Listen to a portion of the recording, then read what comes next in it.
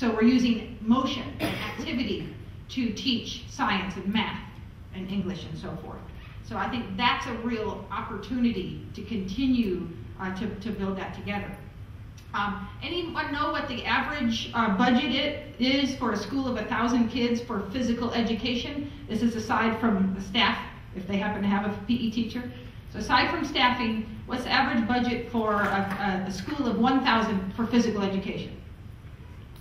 Any guesses? $500.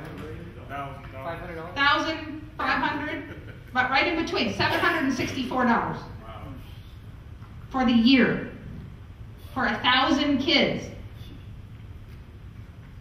So when we think about how can we get this technology into physical education, we got a little ways to go, right?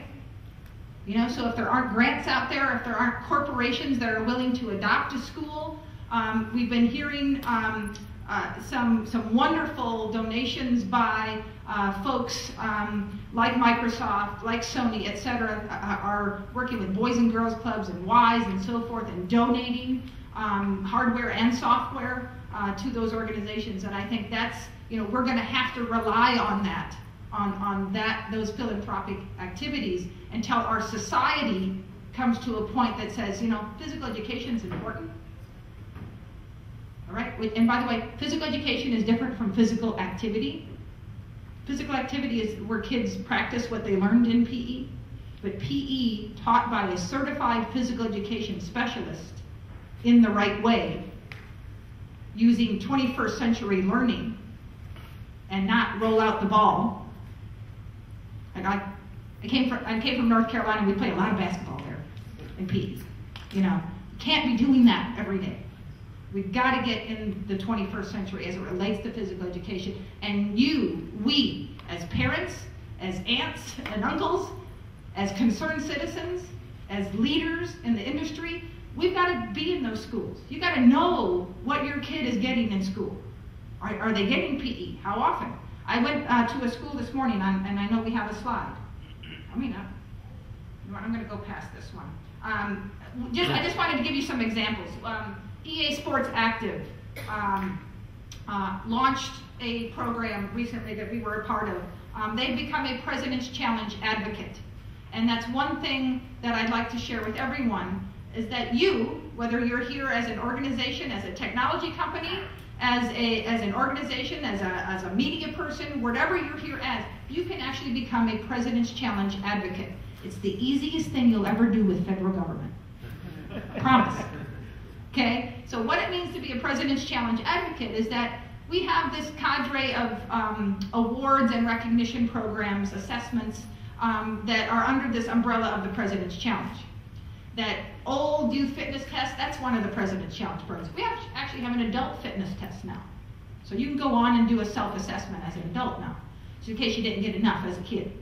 But we also have a program, for example, called the Presidential Active Lifestyle Award. This program is for all ages, whether you're 6 or 106, and all abilities.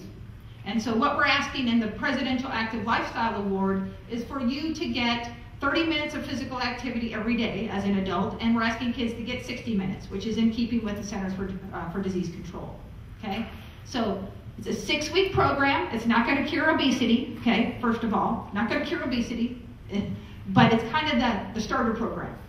So this is our opportunity to really all be kind of hammering the same nail for the next few months. We actually kicked off the Million PALA Challenge. Again, PALA, Presidential Active Lifestyle Award. So you're one of the cool kids now, you call it PALA.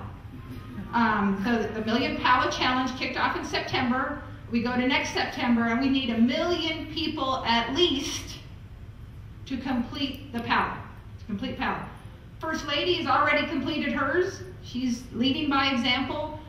We've been adopting schools and special needs kids in and around the DC area, and then again, out across the country. We're working with the NFL, who has pledged to help us get 200,000 kids to achieve PALA through their Play 60 programs and so forth. We're working with all of the major sports organizations, hockey and baseball and soccer, etc. But we're also working with folks like the Boys and Girls Club of America, the YMCA, and National Parks and Recreation. Those are the 3 largest after-school providers in the country.